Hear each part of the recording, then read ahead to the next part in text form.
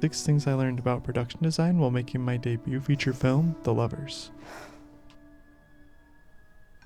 Production design is one of those things that once you learn about it, you can never go back because it is fundamental to creating a beautiful film image, any film image that carries narrative weight. And yet it's one of the hardest things to master in a micro budget film because it takes so much work and effort to actually design a space that fills those needs. It wasn't until my student short film Par Beyond that I really started to think about production design as a part of the image. You see a lot of movies and you see so many beautiful images, but you only think about the camera and lighting. But with Par Beyond, production design was essentially built into the film's narrative. The film details a mail plane exploding and a woman witnessing it and trying to communicate what she saw to her friend. And there's a sequence in the woods where all of the letters are spread out the woods. Essentially, we had to do that and make it look like a plane exploded, and we did what we could at the time. But it forced me to actually decorate a space, even if it was just the woods. So with my debut feature film, The Lovers, the environment was created and conceived of before I even had the characters in mind. It was during the pandemic and I was stuck in my parents' house kind of in the middle of nowhere, and they had this room above their garage, and so I really created and thought of the environment I wanted my characters to live in, and then I wrote the narrative around that. It was especially important to me because I could control every aspect of the space. Being able to work with my own environment that I created really grounded my understanding of mise-en-scène, the space between the camera and the actors. What do you see?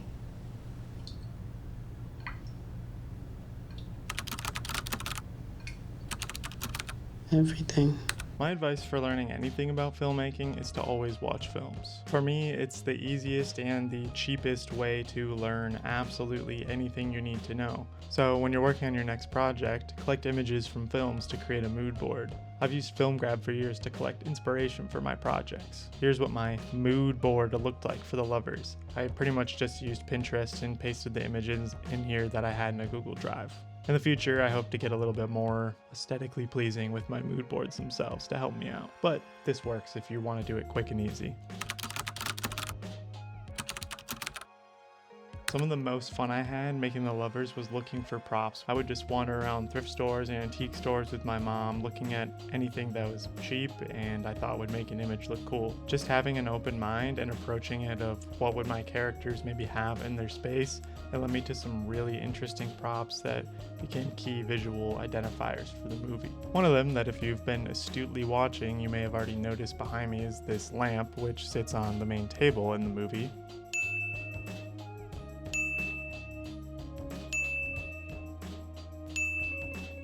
I also found this awesome edition of Marx's Capital that is in the movie. I also found this amazing heart candle, which is a key part of the tarot scene and also looks really cool in the poster.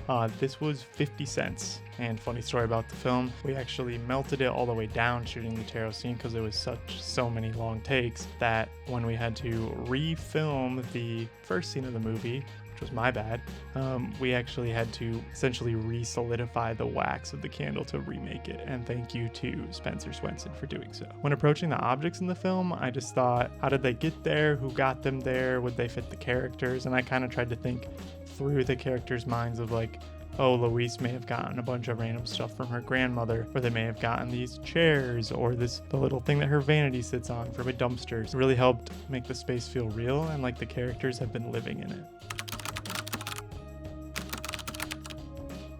The only reason I was able to build any of the things in The Lovers with the detail that I have is because I've been doing woodworking projects with my dad since I was like 4 years old. He's in construction and he's always had a workshop, and I took woodshop in high school, and some of those just like basic carpentry skills became absolutely crucial to my filmmaking. Seriously, I cannot understate how important it is to know how to build things for your own indie films. Props, sets, just being able to design and have that knowledge to control space in that way and have it look good, and an understanding of what those aesthetics are is immensely important. I even once got promoted from a PA to the props master on a feature film just because I was the only one who brought tools to set. So if you know how to do this, it can be extremely beneficial, even just for your career. For the room and the lovers, I completely gutted it from its original state. I took out the carpet, took off the trim, removed the wallpaper, which was an extremely difficult task that took like 8 hours. And then I installed a wood floor made from wood pallets that you can get for free just from Craigslist. Ripped out all of those, installed the floor, sanded it down, stained it. All of these things I wouldn't be able to do if I didn't know how to use tools, and especially have access to tools, thankfully, from my father. So eventually, since I took off the trim, I had to put it back up, so I repainted it, and it kind of made me see how important trim is, which sounds really stupid and nerdy, but if you just like look around you and notice the trim that is in your space, notice how it's on the floor, how it sort of can just create very easy like leading lines and visuals for your space. And it just like looks cool. It also helps blend mistakes of flooring and wall. That's mostly its like main purpose. Learn how to measure, cut, nail, staple, paint, everything. Do it safely. If you don't know how to use power tools at all, go try to do a class or learn from someone you know. It will take you really far in your filmmaking. Tip 4 is avoid white walls like the room that I am in right now, where the lighting kind of sucks. I'm sorry, but it's kind of all white in here. I don't really have a whole flag and grip kit right now, so this is what we have to work with today. But really avoid them if they can. Like I said, they bounce light all over the space, making this all everywhere kind of lit instead of not having as much contrast in dark areas that I would typically want out of a shot. So we're doing the best we can with what we have, but they make images look flat and commercial like. The HGTV aesthetic is not something you want in your film because it sucks and looks horrible. It looks like shit, and someday these interior designers will hopefully realize it, or they'll just keep doing it to try to make money, and we just live in a hellscape. So if you live in an apartment and you're filming in your apartment and your walls are either like apartment beige or white, try to find ways to create dark areas in the space, like filling the walls with tapestries, paintings. I have a couple things here, kind of open that closet back there because there's more black. The brown over here, I turn the lamp on back here to hopefully try to create more depth in the image. But if you have darker walls, you will have a lot better way of creating that depth because you won't have light bouncing all over the place. And of course, cinematography, you want to flag off any areas that you can to help create contrast in the image. I think by taking the steps to try to like fill the white walls a little bit, your film will take on more detail and more depth because you put thought into the things that are actually in your character's space, and that will go a long way. Nearly every prop and kind of set dressing and piece of junk in the lovers I either already had at my parents' house, or it came from Habitat for Humanity or a local thrift store. And the entire floor was built for free with pallet wood. Now that was a lot of labor, but labor is what you have to do if you are going to be using something for free. The little kitchenette in the back is from old cupboards that my dad ripped out, and then there's a little counter there that I got from Habitat for Humanity for like $1. The table and the dresser were from my parents. Some of the things I spent the most money on was like this lamp here, which was like $30, and then the mirror that kind of lays in this image here, it's like $35 as well. But those things are really cool and were really important to me in making the piece, and they really fit the characters, so they were worth it.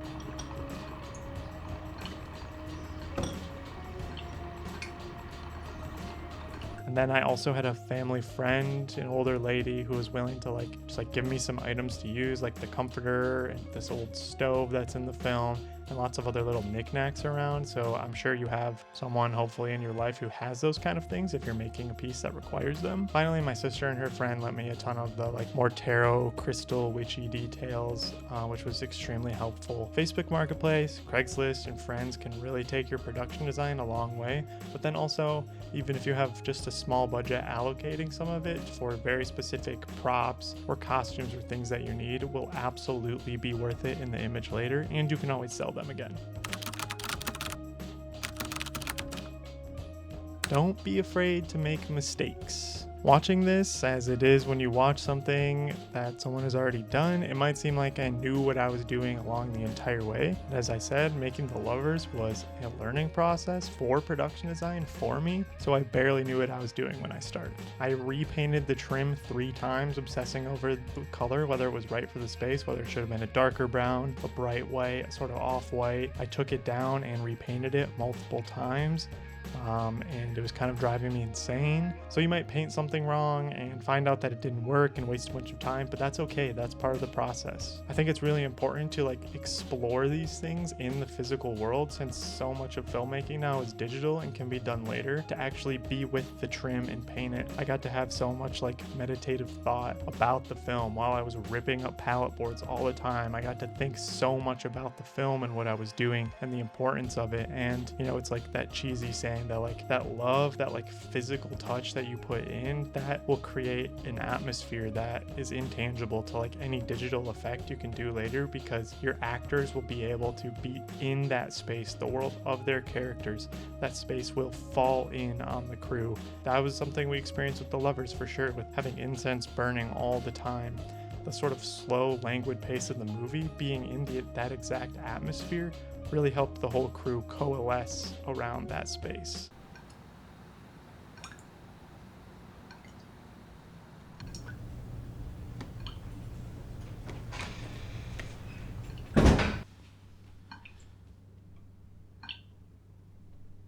So try out swatches of paint, try out different paintings in the space, try out different wallpaper, different colors, different everything. I mean, you'll have a lot of fun doing it. It's super fun just building things in the real world. Look at this video of PTA doing camera tests. You will see all of the different wallpapers that they tried, the different designs, and him just saying, we thought this would work, but it didn't. So watch this video if you've never seen it before. It's super cool and super informative of just that process of discovering, which is really where the beauty of making a film is, in the process of discovering. And that's what we're doing here. It's about finding these things and letting that come and feel through you and let that express onto the screen. I mean, that's why humans should make art and not have AI make art, because you do not get the process of discovering, which I think is one of the most important and beautiful aspects of filmmaking. Thank you so much for watching this video. Please like and subscribe if you liked it. If you want to watch more of The Lovers, it is free on YouTube right here. You can watch it, go to the channel and watch it. If you watched it and enjoyed it or hated it, please rate and review it on IMDb and Letterboxd. It really helps create visibility for the film. And if you really, really liked it, please consider buying a Blu-ray for The Lovers that I made myself, and will be making a video shortly on how I made all of that. If you are an indie filmmaker and you've done production design, please drop any other tips or things that you've learned along the way in the comments. It'd be great to have a discussion around this and things that we can help each other navigate this process better, since there's really so little information about it on YouTube and the internet. That's why I had to discover so much on my own, and that's why I'm sharing it here. Thank you for watching. Please watch The Lovers. Please like and subscribe to 640 Films, and we'll have some more videos like this out.